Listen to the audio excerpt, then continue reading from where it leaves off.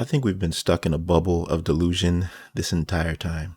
It could be a good thing or something that's unhealthy for our growth as gamers trying to expand our horizons. Maybe I'm just speaking from a personal point of view, but either way, I'm sure so many of you can relate to what I'm about to discuss. I finally got around to watching the 40-minute breakdown by MarcoStyle titled The Division, the game we never got. It was very compelling and really opened my eyes to what's really going on with the Division franchise, why so many players have completely abandoned the game, and why it potentially has no future. Marco made it plain. I've always respected him back in the day in Division 1.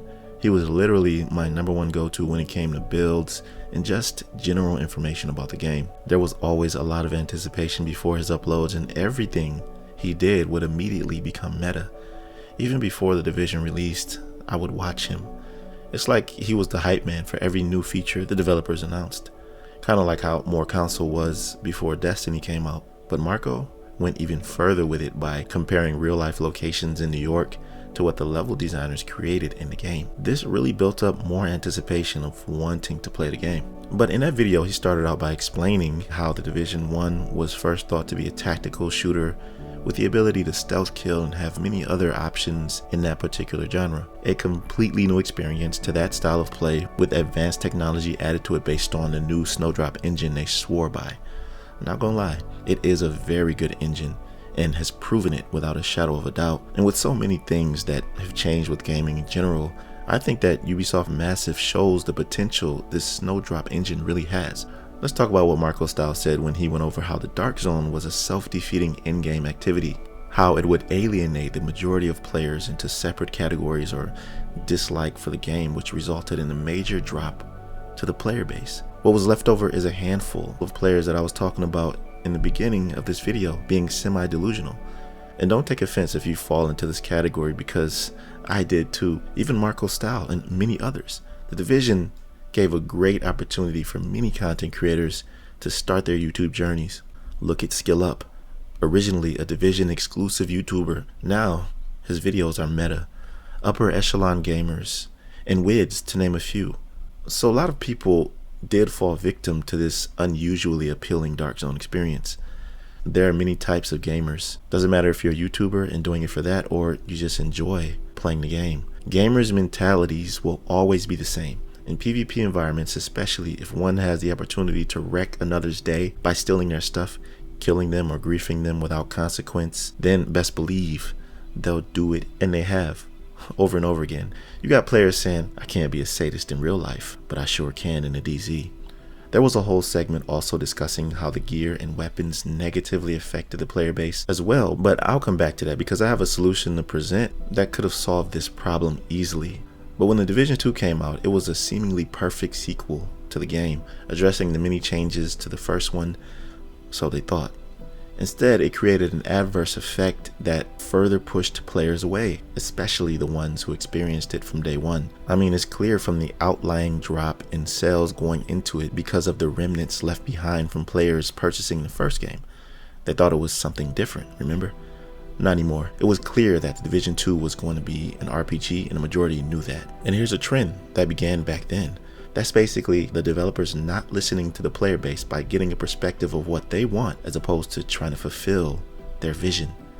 On top of that, the devs tried to completely steer the player base to that vision by implementing mechanics in the game which would cater to exactly that vision.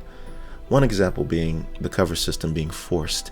This inadvertently caused gameplay in the Division 2, mainly movement and skill usage, to drastically change, even to the point where it lost touch with what it once was before. And a lot of veteran players did not like this. It took away so many elements of what we loved from the Division in the first place. The instant healing, the iconic gear sets, the ominous environment, the untapped potential that could have been the Division 2. I remember vividly when Marco made that video, the one that addressed his farewell to the game. How he was describing he was leaving didn't make sense to me at all at the time, because I was in total hype mode. I had just started my YouTube channel, so I was getting to the point where like, yeah, this is it. This is the game where my YouTube career is going to skyrocket. I didn't know what I knew now, nor did I care. To me, it was the Division 2 or die. And I was looking at Marco like, bro, you're crazy. Where's your loyalty? How dare you leave this masterpiece but now I see. I understand. This is why the franchise has such a niche following, the semi-delusional group who continue to religiously play the game. Now, let me clear something up, because I don't want you to take offense to me calling you delusional. I'm not saying that you playing the game is delusional. If you enjoy the game, that's your prerogative. I'm simply saying that for you to think that the Division franchise has a future in the way of traditional sequels is delusional. It's been proven without a shadow of a doubt that this model does not work, although it is a very desirable and unique experience to play. The gear and weapons that are ever changing in the stats category, which compels you to want to grind for the perfect role. The concept of you creating a build only you have, and on top of that, taking it into PvP to separate yourself from the rest.